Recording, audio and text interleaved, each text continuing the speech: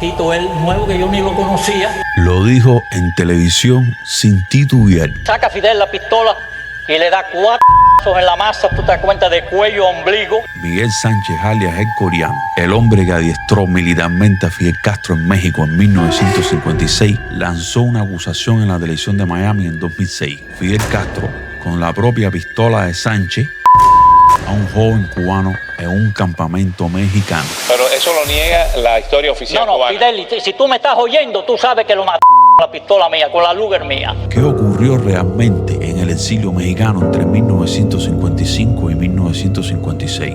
¿Fue un preámbulo heroico de la Revolución Cubana o solo un oscuro capítulo de purgas y terror en la carrera ganteril de Fidel Castro?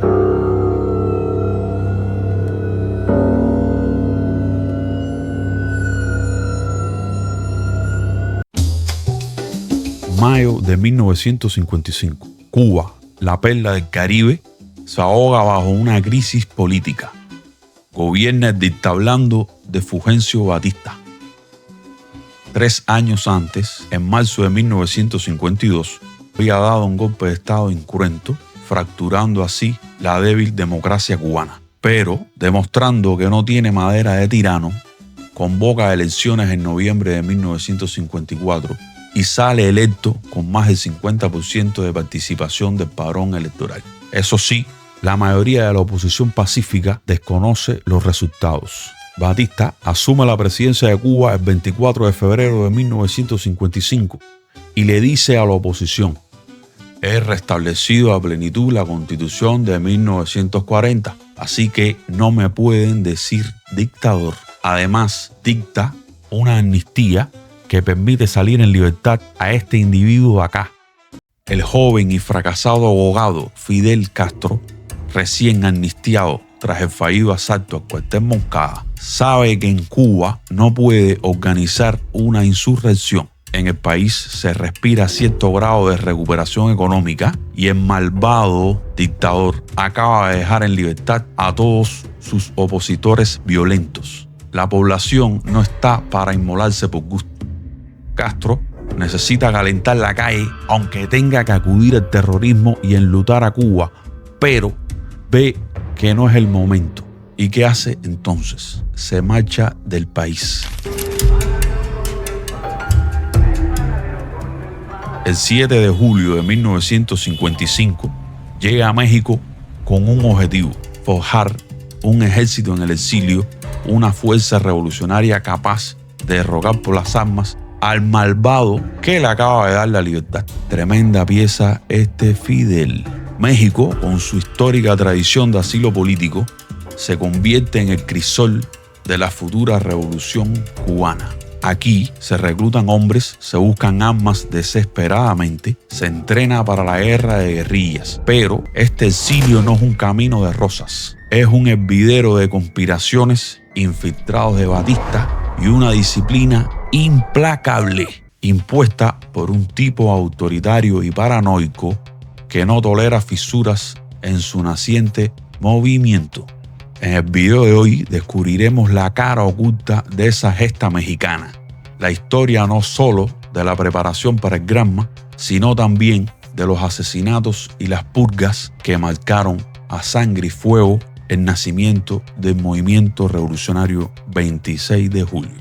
Porque antes de comer vacas en la sierra, antes del desembarco que cambiaría la historia cubana y latinoamericana, aquí, en la tierra de Tintán y Cantinflas, se sembraron las semillas del totalitarismo que definiría el futuro de Cuba. Para convertir a un grupo de civiles, muchos sin experiencia militar, en una fuerza de combate, Fidel Castro necesita un experto y no logra captar a uno, sino a dos: al comunista y veterano de la Guerra Civil Española Alberto Bayo y a este otro acá, un cubano anticomunista de Holguín al que le decían el coreano. Miguel Antonio Sánchez, su verdadero nombre, era veterano de la sangrienta guerra de Corea, donde había luchado contra las fuerzas chinas y norcoreanas. La experiencia de los dos es vital. El entrenamiento es bien fuerte: marchas extenuantes bajo el sol mexicano, prácticas de tiro con fuego real, simulacros de emboscada que buscaban habituarlos a la sorpresa y la reacción rápida. Pero sobre la tierra seca de los campos de entrenamiento no solo se forjaban músculos y puntería, se forjaba una obediencia ciega. Fidel impone una disciplina de hierro, control absoluto de movimientos, gastos, contactos. No había espacio para la duda ni para la deslealtad. El mensaje era claro: la vida y la muerte estaban en manos del líder, pero esta disciplina, esta lealtad exigida al extremo, pronto mostraría su rostro más siniestro, porque en la lógica de la revolución que se gestaba, algunos serían considerados un estorbo. El campamento principal de los castristas se ubicaba aquí, en el rancho Santa Rosa, cerca del pueblo de Charco, en las afueras de la Ciudad de México. Las condiciones son duras, la comida a veces infame. Según el coreano, la tensión un día explota. Unos reclutas hartos de los huevos podridos que les sirven de almuerzo protestan. No es una rebelión, es un reclamo desesperado. Pero para Fidel Castro, cualquier queja es un acto de insurrección. Cuando se entera del conato de rebeldía, se encontraba en la Ciudad de México. Enfurecido, le pide la pistola al coreano y le ordena que lo acompañe. Juntos parten hacia el campamento con no muy buenas intenciones. Fidel trata de identificar al cabecilla o a los cabecillas, reúne a los reclutas y hace una pregunta directa. ¿Quién es el responsable de esta insurrección contra Cuba? Y un cubanito de color, flaquito él, nuevo, que yo ni lo conocía, dice: Fidel, saca Fidel la pistola y le da 4 en la masa, tú te das cuenta, de cuello a ombligo. Pero eso lo niega la historia oficial cubana. Fidel, si tú me estás oyendo, tú sabes que con la pistola mía, con la Luger mía. El coreano, en morboso alarde, detalla la última escena. Cuando cae, le da 2 en la cabeza, y en Chalco había unas hormigas rojas que vinieron enseguida a comerse las más que se derramaba del cubanito. Luego, el acto de reafirmación. Y Fidel dice inmediatamente: ¿quién es el segundo comandante de esta insurrección? Nadie se adjudicó el puesto. Según el coreano, después del desafío, el trastornado de Fidel comienza a llorar y le pide perdón a sus hombres por haber tenido que llegar a ese extremo. El silencio es total. La autoridad se restaura mediante el terror. El mensaje es brutalmente claro. La disidencia se paga con la vida. Esa misma noche, cuenta el coreano, entra en escena Ernesto Che Guevara, el comisario político del campamento. Con una frialdad psicopática que ya perfilaba su futuro, el argentino sugiere las manos para dificultar su identificación. Después esa noche, el Che dijo: mira, Fidel, porque yo soy médico, ¿por qué no las manos para el cuerpo en un lugar y las manos en otro para que no haya identificación positiva? Y Fidel se sonríe y le dice: ay, yo creía que tú eras un carnicero, no médico.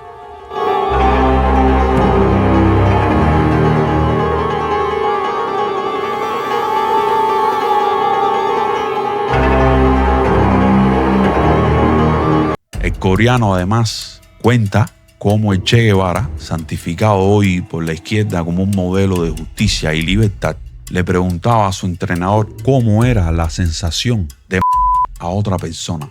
El Che quería. ¿Cómo? Entonces él me decía: cuéntame, coreano, tú a alguien, tú platazos a alguien, tú le diste el a alguien. Y me dice: no, porque yo quiero saber qué es lo que se siente cuando uno. Guevara incluso obligó al coreano a aprenderse de memoria el oscuro y tétrico poema La desesperación del poeta español José de Espronceda. Mientras cenaban, el Che le pedía al coreano que le recitara aquellos versos. Y entonces había un poema que él me lo hizo aprender me lo pidió que me lo aprendiera de memoria, que decía: me gusta ver la noche sin luna y sin estrellas, y solo las centellas la tierra iluminar. Me agrada un misterio de bien relleno, manando lleno que impida el respirar. Y allí un de tétrica mirada, con mano despiadada, los machacar. Y mientras el coreano declamaba, el guerrillero heroico entraba éxtasis. Y entonces me lo hacía a veces, me pedía que se lo recitara 4 o 5 veces. Ernesto hacía así y él cerraba los ojos. Eso así. es Despronceda. Despronceda. Para el coreano, el crimen cometido contra aquel joven cubano fue un punto de quiebre. Pero este no sería un caso aislado. La lista de desaparecidos y ejecutados en México apenas comenzaba a escribirse. La sombra de la muerte se extiende más allá del campamento de Chalco y no se basa solo en los testimonios del coreano. Otros nombres emergen de los archivos y testimonios. Un informe de la propia policía cubana de la época, fechado el 17 de octubre de 1956, pone en blanco y negro la brutalidad del movimiento. El documento nombra a Arturo Ábalos Marcos y a Cirilo Guerra. El motivo de su muerte: fueron fusilados por elementos fidelistas tras intentar desertar. De Ábalos nos queda este rostro. De Cirilo Guerra, ninguno. Y aquí la historia se vuelve aún más turbia. Si el joven asesinado en Chalco no fue Cirilo Guerra, ¿quién fue? ¿Fue una víctima más o un fantasma anónimo cuya muerte ni siquiera los historiadores han podido registrar? La falta de cuerpos y de respuestas solo alimenta la sospecha de que la lista de muertos en México podría ser más larga de lo que se cree. El mismo informe policial es escalofriantemente específico sobre el caso de Jesús Bello Melgarejo, ciudadano estadounidense de origen cubano, veterano de la Segunda Guerra Mundial. Lo de Bello no fue un fusilamiento por indisciplina, fue, según el documento, un asesinato a sangre fría por la espalda perpetrado por otro cubano, Miguel Cabañas Perojo. Y la orden, según la policía, vino directamente de la cúpula, cumpliendo instrucciones de Fidel Castro Ruz. Según Ramón Barquín en su libro Las luchas guerrilleras en Cuba, en el verano de 1956, Bello Melgarejo fue engañado, invitado a unas cervezas y conducido a la carretera de Veracruz.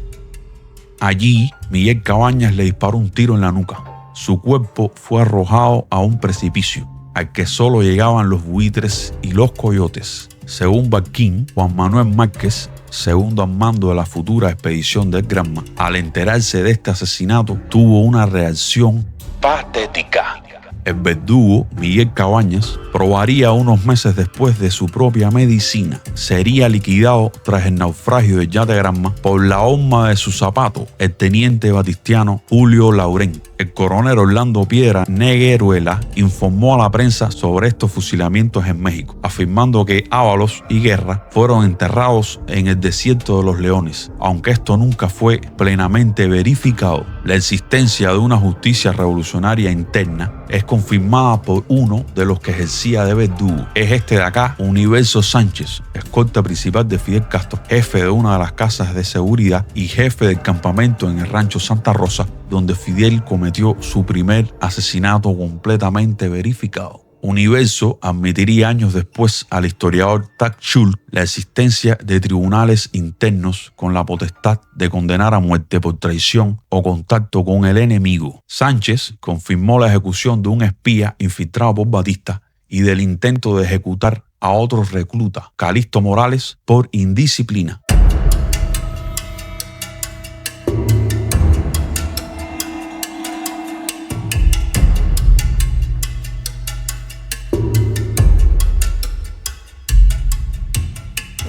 Universo Sánchez incluso da más detalles y cuenta el caso de Manolo Reyes, este gordito con gafas que lo acompaña en la foto. Reyes había sido traído desde Cuba por el propio Universo como su hombre de confianza para que lo ayudara como escolta y sicario a las órdenes de Fidel Castro. Manolo Reyes ejecutó a sangre fría a un supuesto infiltrado de Batista y lo enterró en un campo. Reyes, después de actuar de verdugo de Fidel, huyó a Cuba y testificó a la prensa sobre este crimen. Esta brutalidad cometida en suelo mexicano es la razón por la cual, décadas después, la estela criminal de estos individuos sigue generando controversia. Hace solo unos días, la alcaldesa de Cuauhtémoc, Alessandra Rojo de la Vega, ordenó retirar las estatuas de Fidel y el Che de un parque público. un acto valiente que rompe con la histórica y vergonzosa complicidad de parte de la política mexicana con el régimen de los Castro. Su decisión desató la furia de grupos comunistas que salieron a defender a sus íconos. Pero, ¿qué defendían? ¿Un símbolo de liberación o el recuerdo de un hombre que, como testificó el coreano, asesinó a un recluta por unos huevos podridos? La historia le da la razón a quienes ven en esas estatuas no un homenaje, sino la glorificación de un símbolo criminal. Mientras tanto, el cuerpo de esos cubanos asesinados sigue en algún lugar de México y ningún gobierno se ha tomado el trabajo de buscarlos, dejando que el manto de impunidad cubra la complicidad. Volviendo al documento de ahorita, ¿cuál fue la razón de la ejecución de estos hombres en México? Según dice acá, notar las ideas comunistas del grupo. ¿Murieron estos hombres por saber demasiado sobre los verdaderos planes y alianzas de su líder? Durante años, la historia oficial pintó a un Fidel Castro nacionalista empujado a los brazos de la Unión Soviética por la hostilidad de Estados Unidos. Pero la evidencia encontrada en México entre 1955 y 1956 destruye ese mito. Informes de la CIA y el FBI de abril de 1956, 6 meses antes del Granma, ya advertían que Castro tenía ideas de un comunista y que convertiría a Cuba en un satélite de la URSS. La propia hermana de Fidel, Juanita, aseguraría años después que el plan para comunizar a Cuba fue concebido en México, e incluso el propio Fidel le dijo en 1966 al periodista Saúl Landau, que tuvo colaboración y relaciones con los viejos comunistas, especialmente cuando nos estábamos preparando en México. Todo esto que te acabo de decir lo recoge el historiador norteamericano Theodore Draper en su libro Castrismo, Teoría y Práctica. Como demostró recientemente el historiador César Reiner Aguilera en su libro El Soviet Caribeño, esa colaboración de Castro con los comunistas no fue casual. Fue una operación de la inteligencia soviética en toda regla, una serie de medidas activas diseñadas para instalar su caballo de Troya en el Caribe. Según Aguilera, el vínculo más profundo y temprano de los soviéticos con los hermanos Castro se tejió a través de Raúl, el propio jefe de la PGU, el Departamento de Espionaje Exterior del KGB, Alexander Zaharovsky, confesaría haber organizado una visita secreta de Raúl a Moscú a mediados de los años 50. Allí se le asignó un asesor de inteligencia personal, el oficial de la KGB, Nikolai Leonov. Ya en México, tanto Raúl como el Che Guevara y Fidel mantendrían contactos con Leonov, su oficial de control.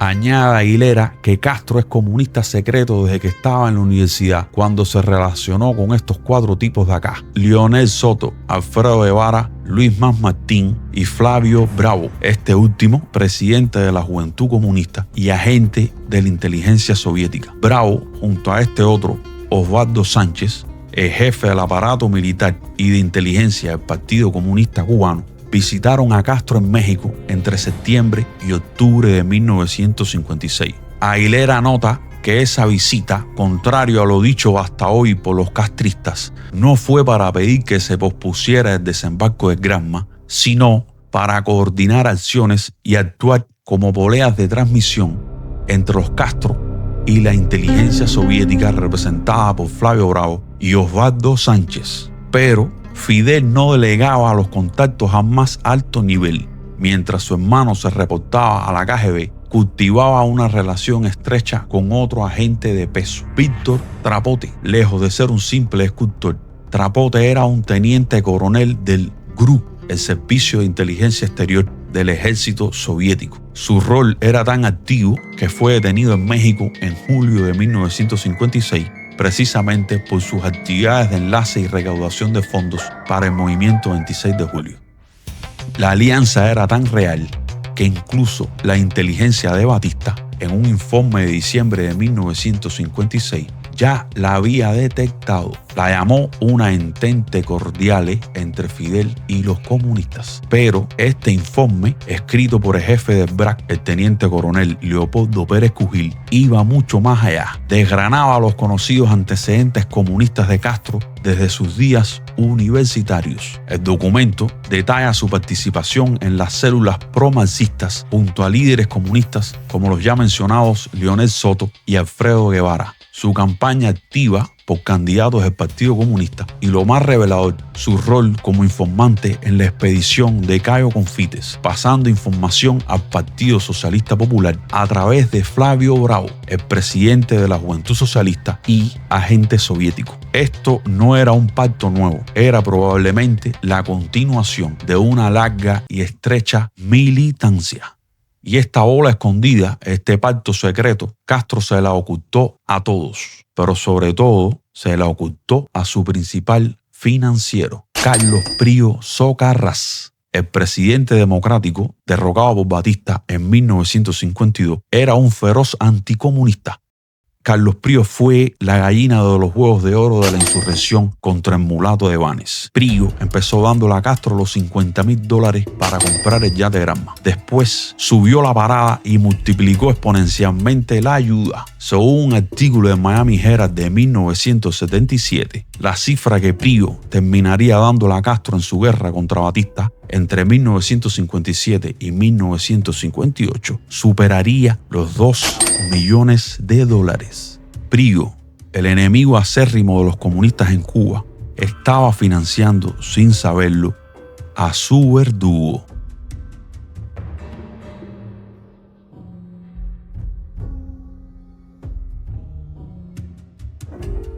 Pero no todos eran ciegos. Miguel Sánchez, el coreano, empezó a ver la verdadera naturaleza de su líder.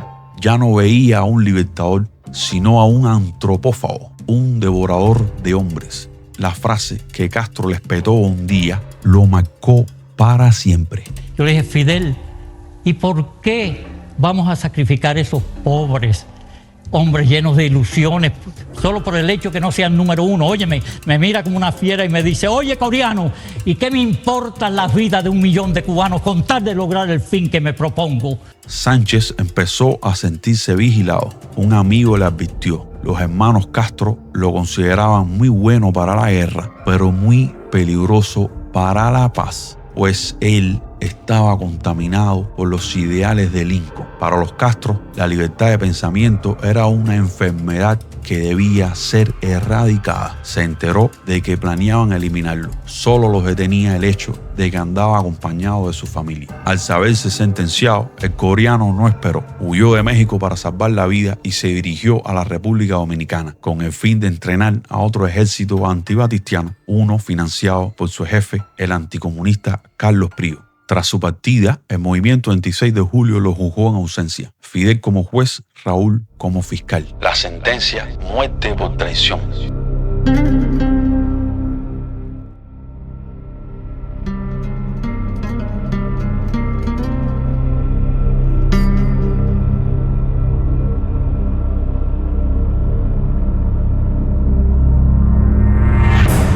El Granma zarpó, pero lo que partió de México no fue un grupo de héroes. Era una banda mixta. Por un lado, un núcleo de traidores que ya habían pactado en secreto con los comunistas para entregar la isla a una potencia extranjera. Por otro, una mayoría de tontos útiles, ingenuos anticomunistas como Faustino Pérez o César Gómez, que, sin saberlo, servirían de carne de cañón para un plan siniestro. Juntos se impondrían al dictador Batista solo para destruir Cuba con sus alocados planes. En México, Fidel Castro eliminó a los individuos que se interpusieron en su camino. Pero, ¿qué sucedió cuando tuvo una nación entera como su laboratorio personal? Ahora estamos cómodos, porque el calendario era apretado. Apretadito el calendario, y hacerlo el millón cada 17 días apretado. Pero con relación al 10.000 millón estamos cómodos. Cómodos.